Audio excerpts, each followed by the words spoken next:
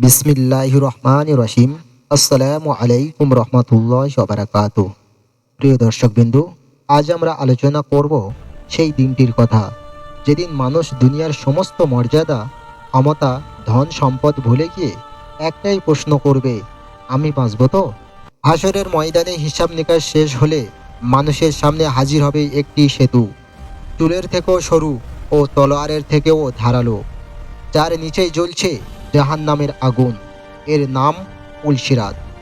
এই সেতু পার হওয়াই নির্ধারণ করবে কে জান্নাতে যাবে আর কার পরিণতি হবে জাহান্নাম। মানুষ তখন ভয়ে কাঁপবে। নবীগণ বলবেন, ইয়া আল্লাহ সাল্লিম সাল্লিম, অর্থাৎ হে আল্লাহ, নিরাপত্তা দিন, নিরাপত্তা দিন। গুনাহগার উম্মতের অবস্থা হবে সবচেয়ে কঠিন।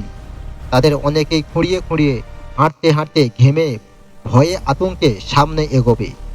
কেউ আগুনের শিকা ছুঁয়ে যাবে, কেউ কষ্টে চলবে, আর অনেকেই যখন ভাববে আমার শেষ তো আজই, তখনই তারা শুনবে এক পরিচিত কণ্ঠ, এক অতি প্রিয় ডাক। হাদিসে এসেছে, পুলসিরাতের পাশে দাঁড়িয়ে রাসূলুল্লাহ সাল্লাল্লাহু আলাইহি সাল্লাম তার উম্মতের জন্য দোয়া করতে থাকবেন, আল্লাহুম্মা সাল্লিম সাল্লিম, হে আল্লাহ, আমার উম্মতকে নিরাপদে পার করে দিন। অন্যান্য নবীরা নিজ নিজ উম্মতের জন্য দোয়া করবেন, কিন্তু আমাদের নবী সাল্লাল্লাহু আলাইহি সাল্লাম সবার শেষে পর্যন্ত সবচেয়ে বেশি, সবচেয়ে অবিরাম গুনাহগার উম্মতের জন্য কান্নাকাটি করতে থাকবেন। একদল উম্মত পিছলে পড়তে থাকবে। হাদিসে বর্ণিত আছে, লোহের নখরযুক্ত ফেরেশতারা নিচ থেকে টেনে নিচ্ছে গুনাহগারদের। তারা পড়ে যাচ্ছে আগুনের দিকে।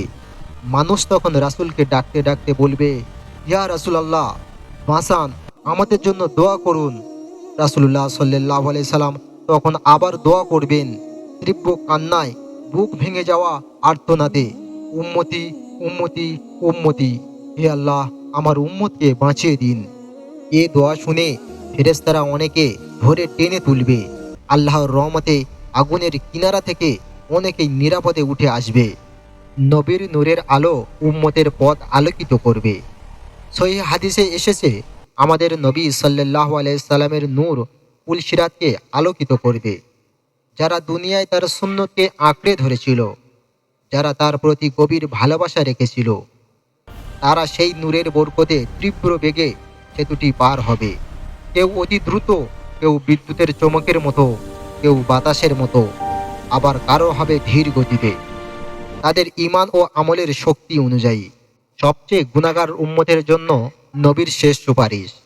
হাদিসে আছে, মানুষ যখন অনেকটা পার হয়ে যাবে, তখন জাহান্নাম আগুনের মধ্যে এমন কিছু মানুষ থাকবে যাদের মুখ কালো, দেহ পুড়ে গেছে, কিন্তু হৃদয়ে সামান্য তাওহীদের আলো বেঁচে আছে। তাদের জন্য রাসূল সাল্লাল্লাহু আলাইহি সাল্লাম বলবেন, হে আল্লাহ, এরা তো আমার উম্মত। তখন আল্লাহ বলবেন, হে মুহাম্মদ, তোমার সুপারিশ গ্রহণ করা হলো। যাদের হৃদয়ে সরিষা দানার সমান ঈমানও ছিল, তাদের আগুন থেকে বের করে আনো।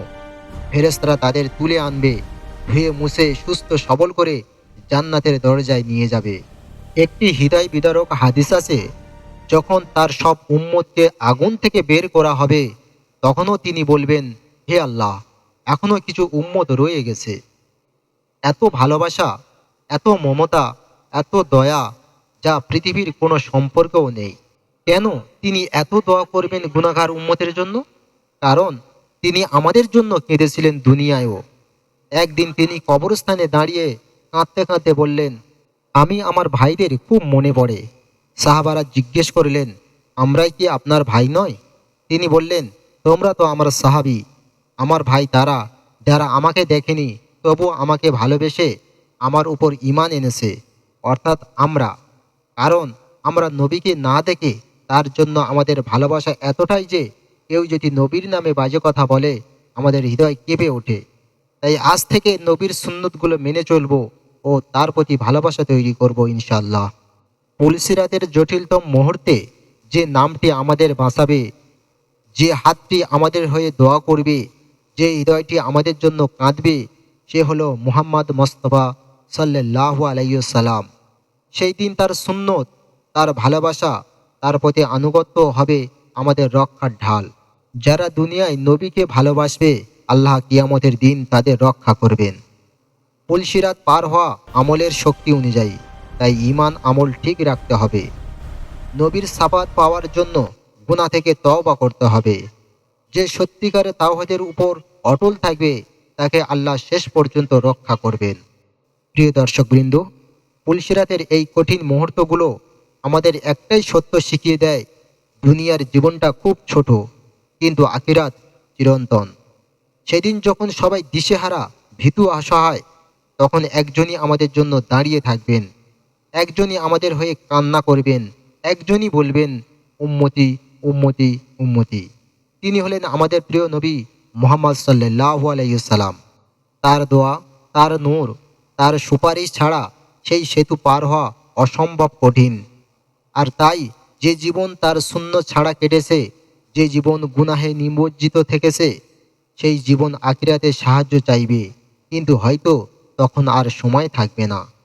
আজ যখন আমরা শ্বাস নিচ্ছি, যখন তওবা করার সময় আছে, যখন সুন্নত আঁকড়ে ধরার সুযোগ রয়েছে, ঠিক তখনই আমাদের ফিরে আসতে হবে আল্লাহর দিকে। কারণ সেদিন নবীর দোয়া পাবার অধিকার শুধু তাদেরই যারা দুনিয়ায় তাকে সত্যিকারে ভালোবাসত। হে আল্লাহ, আমাদেরকে সেই সৌভাগ্যবানদের কাতারে রাখুন যারা পুলসিরাতে নিরাপদে পার হবে, নবী সাল্লাল্লাহু আলাইহি সাল্লামের শাফাত লাভ করবে এবং জান্নাতে তার সঙ্গে থাকতে পারবে। আমিন। প্রিয় দর্শক, যদি ভিডিওটি আপনার হৃদয় ছুঁয়ে যায়, তাহলে একটি সুন্নত জীবনে বাস্তবায়ন করার চেষ্টা করুন। কারণ সেই সুন্নত, সেই ভালোবাসাই হবে কিয়ামতের দিন আমাদের রক্ষার ঢাল।